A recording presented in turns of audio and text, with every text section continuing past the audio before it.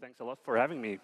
So I have the challenge this morning to give the last talk on the morning after the social party. I try to make it as entertaining as possible. And I want to talk about potentially one of the most impactful technologies that is being built at the moment, which is AI. But I want to talk about if there's a future where we can build it collaboratively together in the open, and what are the kind of things that we need to get there. So if you want to build very powerful language models, you need a lot of components to get to a state-of-the-art model in the end. You need data on the one hand, like high-quality, large-scale data. You need a lot of compute to train these models. You need to know how to pre-train them and select the right architecture.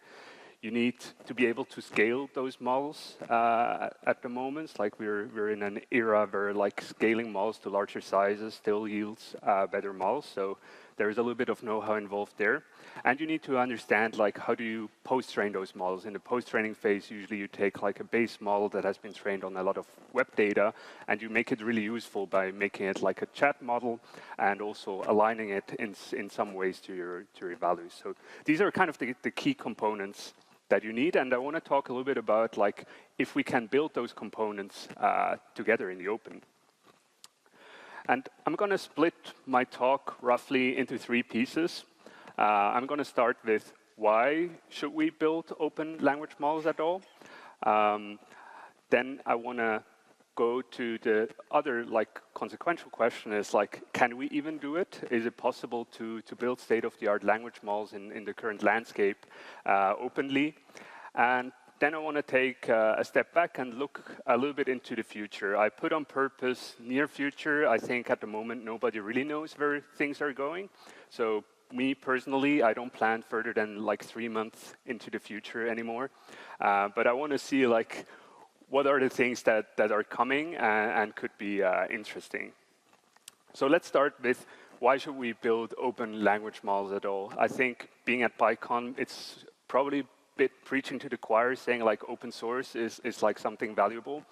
But I want to highlight a few things that are unique about AI models and why we should especially care about making them open, since they're so persuasive. And it's going to be a little bit about values, building knowledge, trust, and also driving innovation. And I want to start by showing you a little bit the spectrum of openness in AI as opposed to open source software. The term open source is very overloaded. Some people refer to open source when actually the source is not really open. So on the one extreme, we have the closed models. The closed models are the models that you can access with an API. It's your favorite Claude model or Gemini model or whatever OpenAI model you might be using. Currently still some of the most powerful models that are out there. But they're also somewhat limited. So you can't download these models, you can't run them locally. You can only access them through an API, so you only have the functionality that the model provider puts into the API. So some of them might offer fine-tuning those models on your own custom data. Some of them won't. Another challenge that arises is that these language model providers, they deprecate their models. They can't host all the models they ever trained forever. So sometimes people get really used to one model generation, and then at some point in the morning you get an email and says this is going to be deprecated in a few weeks. Then in the middle, you have the open model, and especially in the past few months, there has been more and more talk about the open model weights. It's the central group. These are the models that release the weights of the model, so you can download them, you can fine-tune them, you can run them locally, but you don't really know anything beyond that. So usually they don't really release the training code, they don't release the data set that the models have been trained on, or maybe how they have been post-trained. So you can use those models in many ways, but still there's somewhat a black box. And then on the right-hand side, you have the fully open model, and I would say that this is probably the closest to a fully open source, in the fully open source spirit, where you get pre-training data, maybe even the pre-training data processing on how you got there. You get the training scripts, and in the end, you get also the models with like a permissive license. And there are a handful of them. There's Granite by IBM. Olmo is developed by the LNAI Institute. And two projects that Hugging Face has been worked on a little bit is Bloom, which was an open multilingual GPT-3 model. And StarCoder 2 is one project I've been quite involved in, which is like a fully open model for code generation. So this is a bit the spectrum, but like, why should we really care going from like open model weights to like a fully open model? And there are like a few reasons.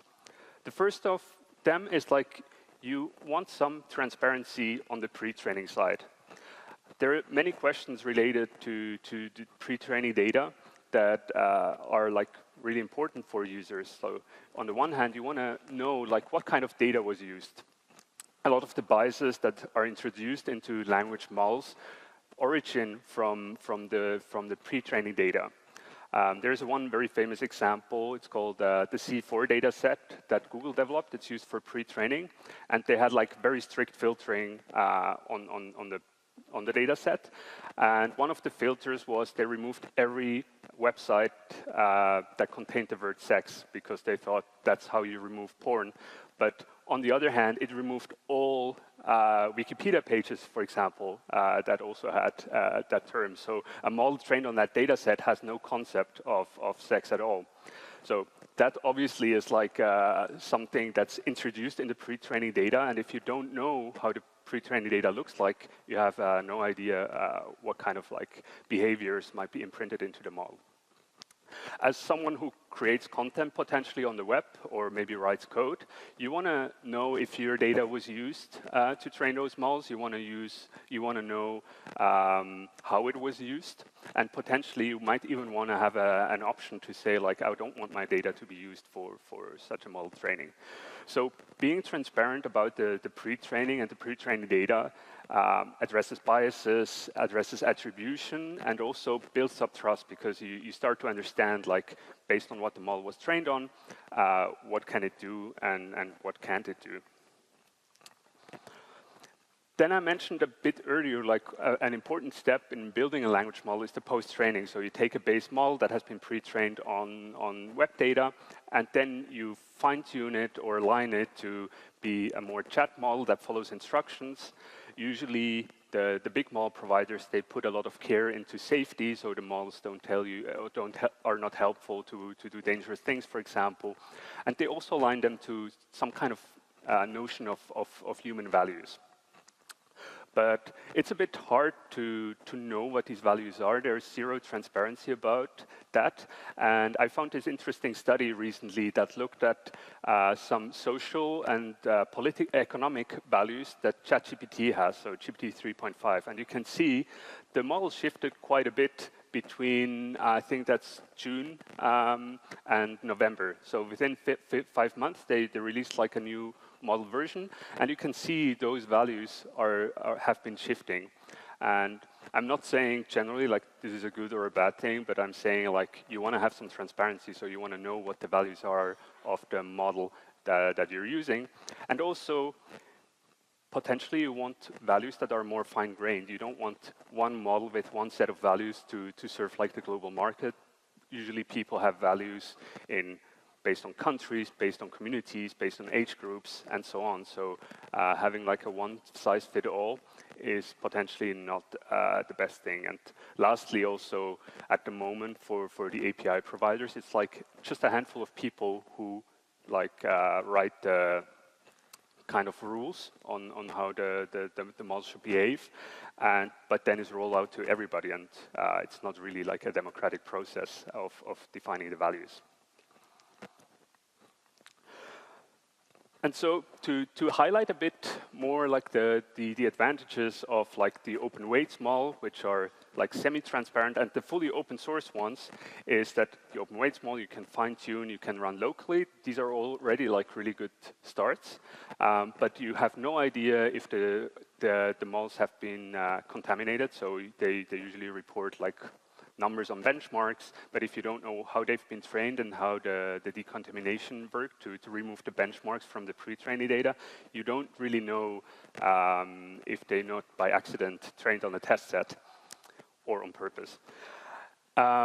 And then if you have like a fully open model, like the data is available, the training code is available, and that really fosters innovation, because on day one, everybody can start building on top of whatever that team has been building. So everybody can improve the recipes, can build better filters. Also builds trust in the system, because you fully understand what went in there, what decisions have been made, and that just accelerates things massively. And I've been giving like similar talks for like the past 2 years, and it's always been a little bit an uphill battle. But in the past 6 months, I think like the very public perception has changed a bit. And part of the reason was the release of the DeepSeek model, which by accident crashed the stock market for a few days. But it got everybody talking about like maybe we could actually have like very powerful open models. I mean, this is also not a fully open source model, but at least it shifted the conversation a bit from like we only have API models towards we also have open models that are very strong. And I think people also started talking a bit about more how open source is not like a zero-sum game where like you either win the AI race or you lose it, but you can release something and you can benefit from it as well. And it has been very popular in the community, and millions of people have downloaded it, fine-tuned it, and it's still like in like very heavy use. One thing that we worked a bit on in the research team at Hugging Face is, I said, the R1 model is not really fully open. They released the model weights as well, but we wanted to like rebuild and reproduce the things that they didn't release. So we started the Open R1 project, which was really targeting rebuilding like the training code, the training pipeline to do kind of an R1 style training, and also like building the data sets that they generated and used to do these things. And it's been a very fun ride. A lot of people joined and helped us do it, and we're making a lot of progress. So we're very, I would say, in a very good state where we almost have like the whole pipeline now to build an open DeepSeek R1 model. Another quite hopeful thing is that if you look, this is the LMSys leaderboard, which measures performance on models. It's a leaderboard where people get to see two responses from two models, and they rate them, and you get an ELO score. And one thing that's really exciting is when GPT-4 came out, it was so good and so far off than anything that was open. So here in purple is the closed API models, and in green are the open models. And GPT-4 was so much better than everything that exists in the open that there was like a moment of desperation where it wasn't clear like if OpenAI is like going to continue on that axis, is the open community ever going to catch up?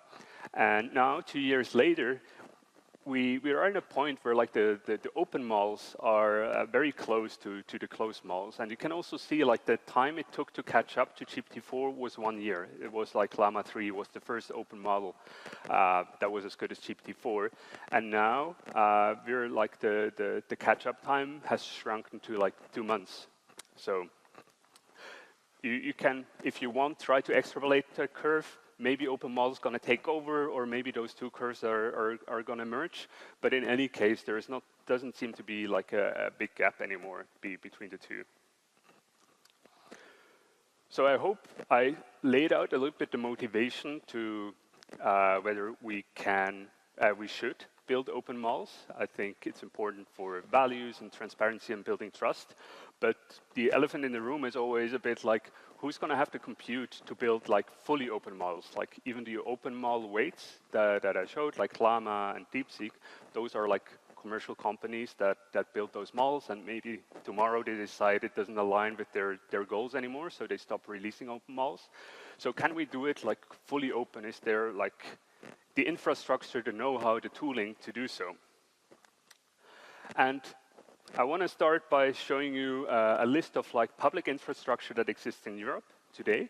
And there are like very powerful public computers, supercomputers, that can be used to train those models. So there's Lumi in Finland, for example, that has like 10,000 GPUs based on AMD architecture, Joules and Jupyter that should be coming online, I think, soon in Germany, that has like tens of thousands of H200 chips. There's Leonardo in Italy, and also Alps in Switzerland, which has 10,000 GPUs. To give you a sense, if you used like 10,000 GPUs to train GPT-4, it would take you roughly a month to do so. So there is public infrastructure to build like very large models on public infrastructure these days. We started working, this is more like a sneak peek, it's something that we started working on a bit.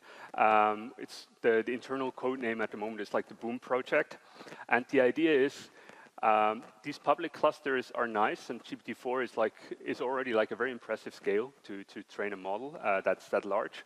But at some point, like one cluster might not be enough anymore.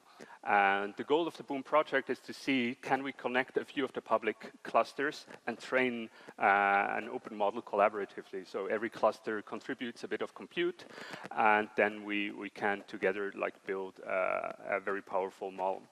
The idea is, this is mostly like a proof of concept, just to show that it's working and that we can do exciting things, and hopefully that will catch up and more clusters are going to join the effort. The other question is, I mean, these things are nice today, but there's also, we need to invest in infrastructure tomorrow. In the US, OpenAI has been pushing very hard to build more infrastructure to train their giant models. They've been announcing the Stargate model, which is supposed to like invest like $500 billion into new compute clusters. And also the EU early this year has announced that they will want to invest like 200 billion euros into public compute infrastructure. I think the nice difference between the two releases, press releases, is like OpenAI's investment's going to benefit mostly OpenAI. They're going to build their model and they're going to serve their model on that infrastructure. Whereas the EU focuses more on like, can we build the infrastructure that then can be used openly and collaboratively? I tried to highlight it, it's very tiny, but it's like in their mission it says, allow open and collaborative development. So I think this is very much in the spirit of building these open source models. The other ingredient that we need, seems like compute seems to be something, if we can get people to work together and commit compute time on these public clusters, seems like we can do interesting things. But the other thing is also, do we actually have to know how to do these things? Because like the big closed labs, they have a lot of engineers and a lot of know-how they build out internally, and we need to have this know-how somewhat in the open as well. And there are a few things that are necessary. So I said, it's kind of like those things I mentioned in the beginning. It's like you need high-quality data, so you need to know how to build high-quality data sets. Sometimes building a high-quality data set for language model training is a little bit counterintuitive to like things that you think are of high quality personally. So there's some know-how and some intuition that needs to be built up. You need to know about like what kind of model architectures are very efficient and good to train. You need good training recipes. That sometimes falls a little bit between the cracks, but like it's not just like you take data and you train a big model and you get something that works well. You need to optimize these days the models for along multiple dimensions. So you want a model that has very long context, potentially, especially in Europe, it should be multilingual to some degree. How do you make it very multilingual without like making it very bad, for example, at certain languages? Then, as I mentioned, like you need know-how on scaling the training. So a lot of people now can train a model on like a GPU. I think there are lots of libraries and tutorials for that, but like what it takes to train a model on thousands of GPUs is a little bit harder, and that know-how needs to be built up. Need to build better benchmarks as well. I think a lot of the benchmarks that we're currently evaluating on, they're measuring very academic things, but they don't map very well to real use cases. So I think there's a lot of work that needs to go there. And in the end, we need like fast inference. So we need people who figure out how we can serve those models like very efficiently at scale. So if someone built these days like a very large GPT-4-like model, it's not so clear who in the open community would be able to host that model and serve it to like millions of people. We've been involved in some projects to build the know-how together, and there have been some other projects as well. I just list a few that I'm a bit familiar with, but there are more. So I mentioned LNAI. They have the Olmo family of models, and they generally release all the data sets, all the training code, and very detailed tech reports, so people can read them and they can understand what it takes. We have been trying to do things in a collaborative way. So we had two projects, the Big Science and the follow-up Big Code, where we built the models in the open so people from the community can join. And then you figure out how to do these things together. And then the knowledge kind of naturally diffuses around the community. And I think in both cases, we had like over 1,000 people participating. Recently, there's the Swiss AI initiative on that Swiss cluster. They're trying to build like fully open models as well, and IBM with their Granite models are doing the same as well. So this is a little bit an effort in knowledge building. At Hugging Face specifically, like the research team at Hugging Face is set up a little bit special. We don't try to compete with like language model trainers. So there's like people doing the large model training. If we would do that, we would need to raise more money.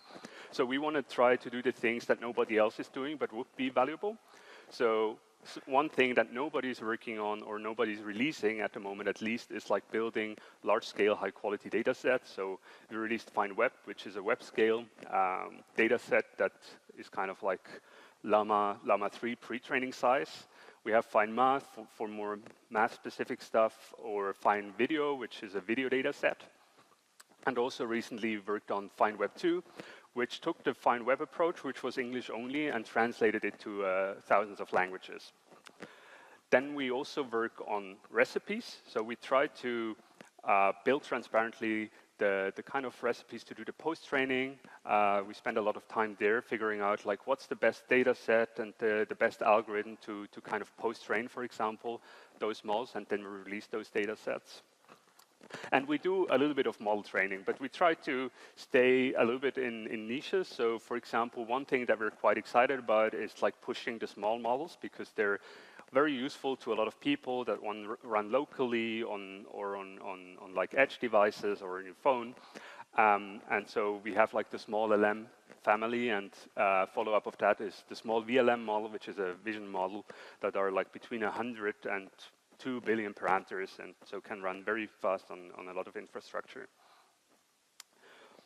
And we try to do very long blog posts about the things we're doing. So I think a lot of papers are nice, but they're a little bit hard for people who want to get into the field and contributing. So we try to do a little bit more like educational blog posts. So we have a very long blog post on FineWeb. So if you're interested in how you build like a web scale data and how you filter it and so on, feel free to check it out.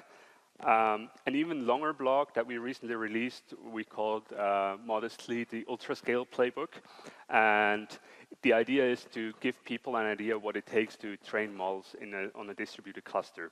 So we trained each of those points in this galaxy is a distributed training experiment, and the color tells you kind of like how efficient a certain configuration was. So we scanned like all possible ways how to distribute models to figure out like what's the most efficient one, and we explained like all the parallelism strategies, for example, or mixed precision training, things like that. So these are a little bit the things that we're currently working on. And we're also building a little bit like open source tooling. Datatrove is a data processing tool that we use to do the web scale filtering, for example. Nanotron is a lightweight training framework that we use internally to train our models with 4 to 5D parallelism. And LightEval is a small, supposed to be light evaluation framework to run evaluations reproducibly. Yeah, so I think I could convince you that we can build those things in the open. We still need to figure out like a few things along the way. We need to figure out like how to do the distributed training, getting people working together to do it. And now I want to talk a little bit about like once we're there and what are the next things that are coming. And I think there's interesting things on data, agents, using AI for science. And I want to give you a little bit an overview of the things I think are quite exciting and coming very soon. So one trend that probably is gonna continue is scaling. This is a paper from like 4 or 5 years ago from OpenAI, where they analyzed a bit like what's the relation between scaling data set size, model size, and compute? Do the models get better? Which is like signified by the loss. And the answer is yes. So if you increase any of those 3 quantities, you get like a better model essentially. Unfortunately, it's on a log curve, so it's a very nice line, but it's on a log curve, which means like if you want to improve the models, you're going to need exponentially more and more compute resources. So the recipe is kind of like if you add more data, if you make your model bigger and you push in more compute, you will get better models, but it's going to be more and more expensive. And that's why OpenAI is investing like hundreds of billions into infrastructure, because it simply doesn't exist yet if you want to continue that line. One major constraint is also becoming that like for a single cluster, the energy production is a limiting factor. So that's why they're building like power plants together with clusters to have everything in one place. So I think that's gonna continue a little bit, but there's also another interesting trend. So on the left-hand side, you can essentially see what I've just been saying, and it's like the train time compute. So this is like a math benchmark, and on the left-hand side, you can see if you add more train compute, so you add more, you make your model bigger, you make the data set bigger, you train longer, so increase the overall compute to train a model. You get kind of like predictable returns. So the curve goes up, and probably if you add more compute, it would like continue to rise. At some point, you're at 100%, but yeah, you can kind of see the trend. One thing that came out a little bit like last year is that you not only can increase the train time compute, you can also increase the test time compute. And that's quite interesting because you don't actually need to train the model any longer. But you can use the model at inference time in a different way. And if you add more compute at inference time, you can get similar gains. And you can see here on the right-hand side, like you add more test time compute, the performance goes up as well. So what does that mean in practice? Like if you think about a transform model, like one fundamental limitation is like no matter what kind of question you ask, there's like constant compute used to get to the answer. So if you ask like what's 17 plus 8, this sequence of tokens goes through the model, and the model will produce just one token. That's kind of like one compute unit. And that's a very simple question, so the compute might be sufficient to answer that question. But you can ask a very hard question, which is like, is the Riemann hypothesis true? And the model will only have like the same amount of compute to answer that question, which is clearly a problem, right? It's like you want the model to think longer and harder about difficult questions than it does about easy questions, and you don't want to throw like a lot of compute at super easy questions either. So how can we do that? Like all the models these days, like the new thinking and reasoning models, they do that in some way. 01, 03, now 04. So the question is like, how do you get there? And one straightforward way to make this happen is you let the model just think about or reason about the problem longer. So rather than just emitting the answer straight away, the model emits like a reasoning trace in between. And what that means is every time it produces like a reasoning token, that's again like this fixed amount of compute. But the longer it reasons, the more compute goes through the model. And there is an interesting plot in the DeepSeek report where they did their reinforcement learning training. And you can see throughout the training, the model average length, the response length increases. So the model reasons longer and longer, and it gets better and better. And you can see an example of like a reasoning trace on the right-hand side, where it's like there's a math question, and you can see rather than the model just giving the straight answer, it thinks about the problem longer. And apparently there is like a relationship of like how long you think about a problem and the chance that you get to the right conclusion. So this is very exciting, but it also means like that you need more and more inference compute. So it's like if you suddenly, the average response length, I think, of DeepSeek R1 is like 8,000 tokens. So it produces like several pages of text every time you ask it a question. So that's way more expensive than just emitting like a 20 token answer to your question. So a lot of the pressure, compute pressure, goes from the pre-training to the inference, actually. Similarly related is like agents. So people have been talking about agents like the past 6 months or the past 12 months like crazy, and I think there's a very big like hype bubble around it. There's like very interesting use cases, but I think at the moment people are sometimes using it for things they shouldn't use it for. But like on the more like research side of things, there is an interesting problem, which is like if you want a somewhat agentic system, you need multi-step reasoning. So going back to the example before, if I ask the model like what is the answer to 17 plus 8, these days, the models probably have like an accuracy of 90–95%, which is very good and useful. But now, if you go to a system that needs to make the right answer several times consecutively, suddenly the task gets much harder. And especially, it scales like polynomially with like how many steps you need to get to the answer. And I did like a simple questionnaire, like find me a flight to go from Basel or Zurich to London Heathrow. And to get to the right answer, the model needs to find the right website, needs to select the right date, needs to select the right origins, select the destination, and then so on.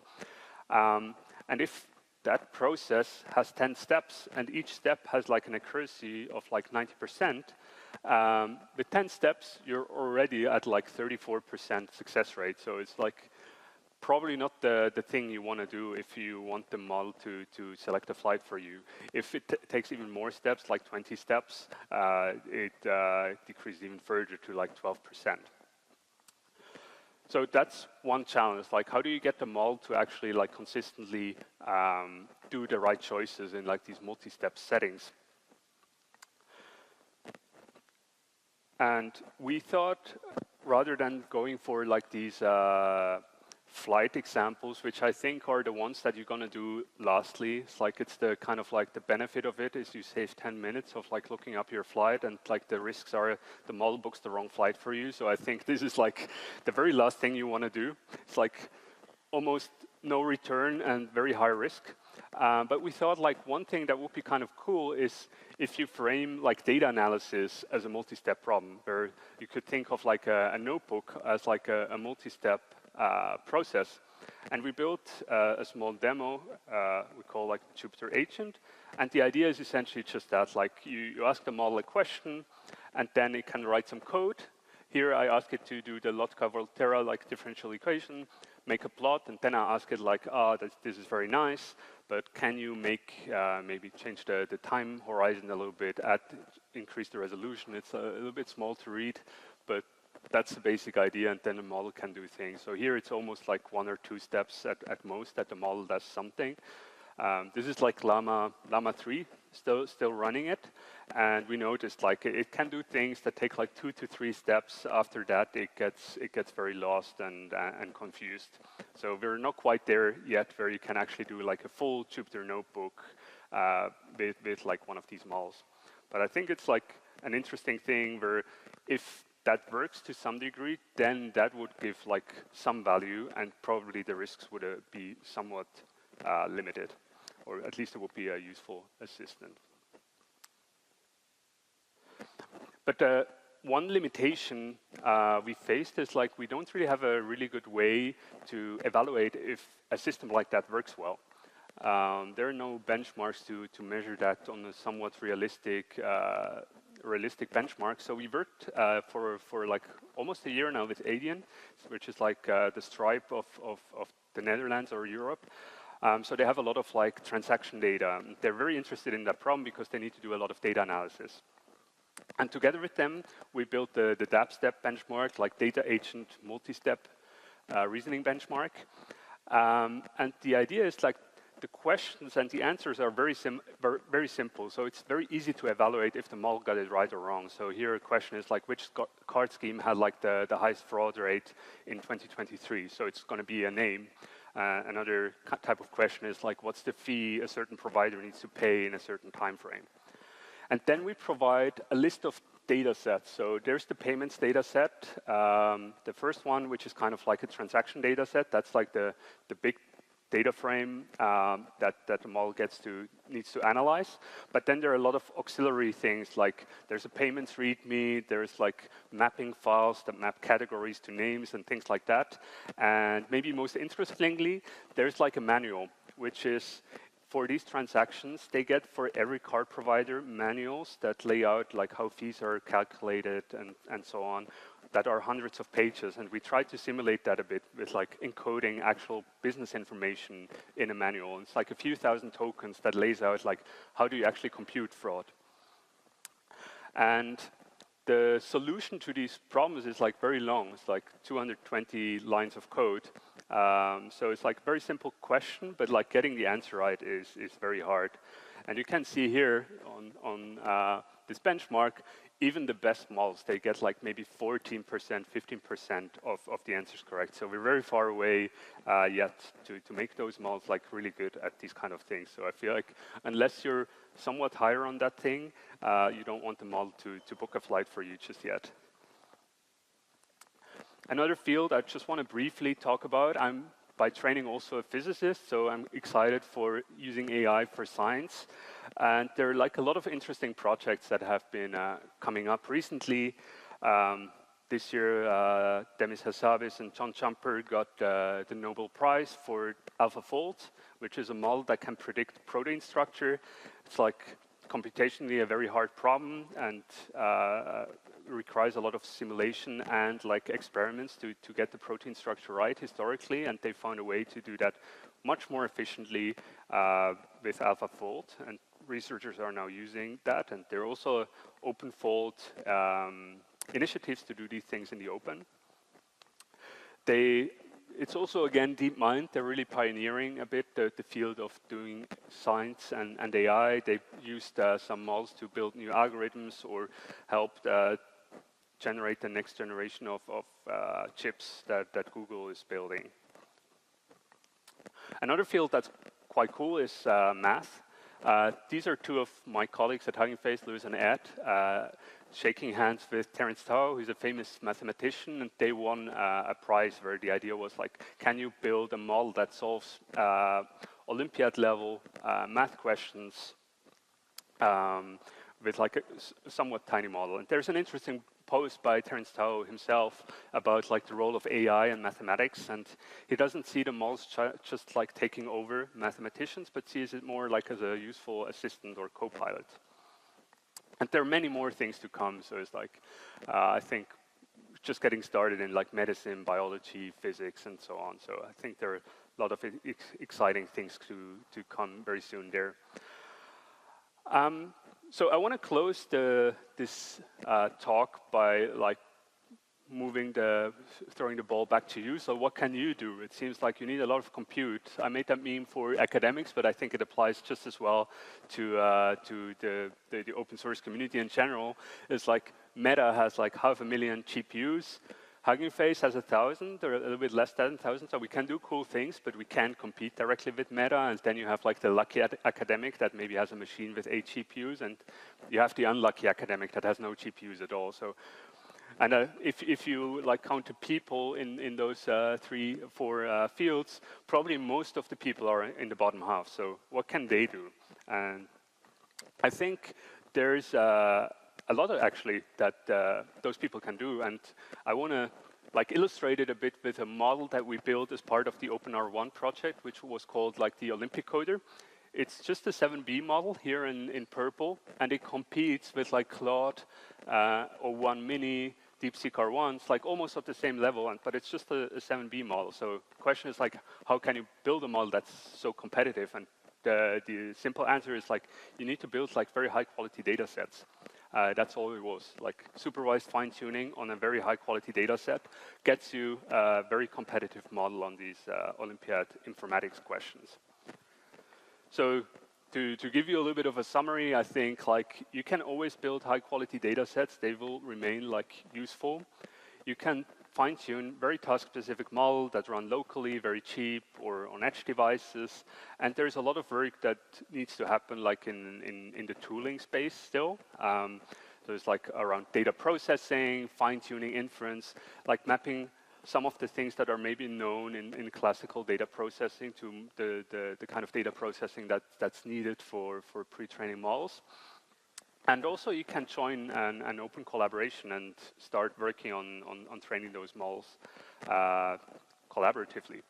So sometimes people feel a bit like they missed the train, and like everybody who's in AI is already like super far ahead, but it's like saying in, I don't know, 1970, like software is already happening, maybe we shouldn't get into it. So I feel it's very, very early days. So if you're interested and excited about these things, I don't think it's anywhere close to being too late.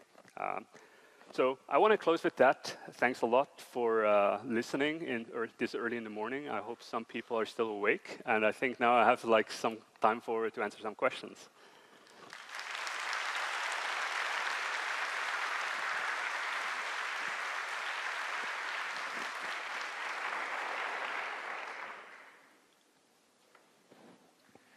Yeah, thanks a lot for your talk.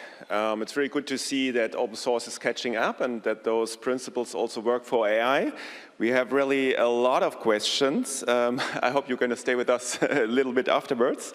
So Mushahid asks, how do open source AI projects balance decentralized community innovations while preventing harmful model fragmentation and divergent incentives? Yeah, that's a really good question. I think one thing we noticed, like we ran big science and big code like super collaboratively, super democratic, but at the end of the day, you can only train like so many models, right? So you need to make some decisions, but I think people are actually surprisingly collaborative on these things and like willing to make compromises for the sake of actually building something.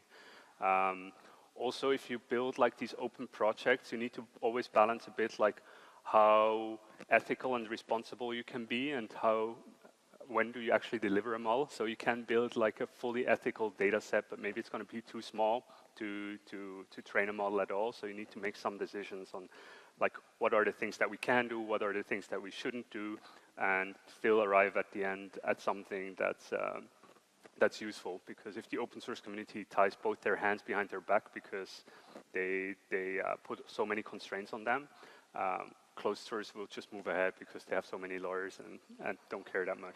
Yeah, so a little diversity is good. It's like in the Linux community and open source, but so a little bit of fragmentation is good, but in the end, everyone's going into the right direction. Okay, cool. So there's another question. In your honest opinion, will Europe have anything to say in AI compared to the US and of course China, or is it left out for good? Yeah, I think we're at the moment a little bit at the turning point for that. I would say, like, I think as I showed, like there's the compute is potentially available in Europe to do very interesting things.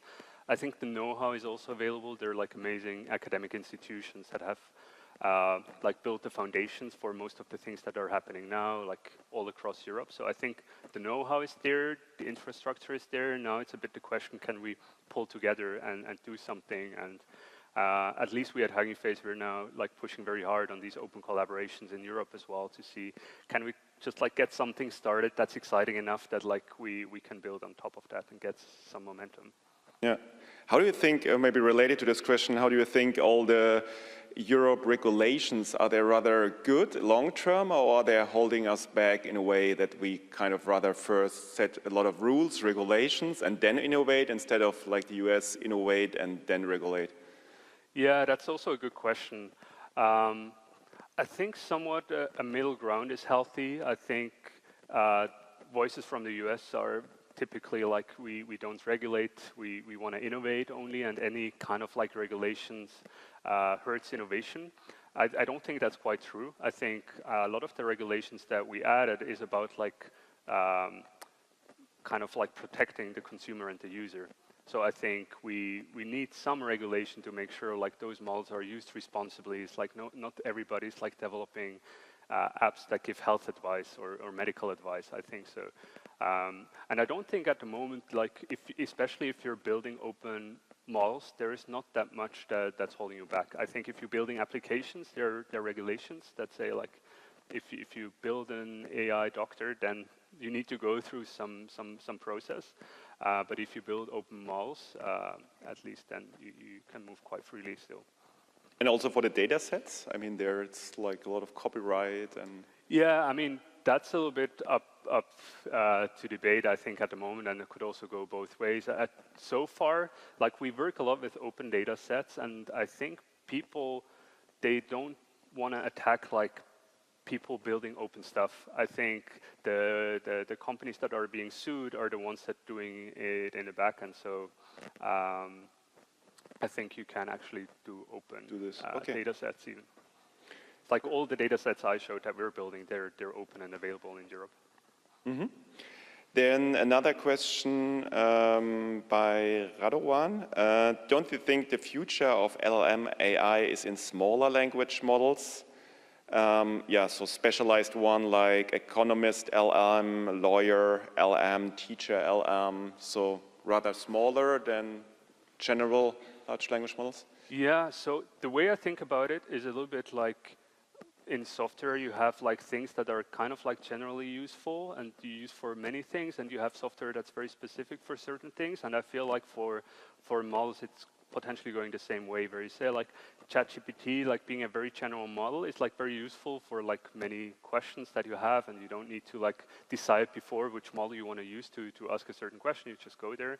But I think then for like a lot of like business applications, you want to have like dedicated models that are very cheap to run, specialized for exactly the thing you want them to do. So I think it's going to be a little bit a hybrid where you have very small models, you have large models also at some point. I don't think it's like exclusive. And I feel the same way about open versus closed, actually. It's not like I'm saying every model needs to be fully open. I think it's fine if some people are selling an API.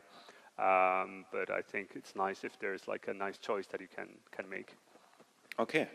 That's maybe related to the next question. So what did DeepSeek gain from opening their A1 model then financially or in general? Yeah, that's always the question, right? Like, why should a company open source something? What do they gain from it?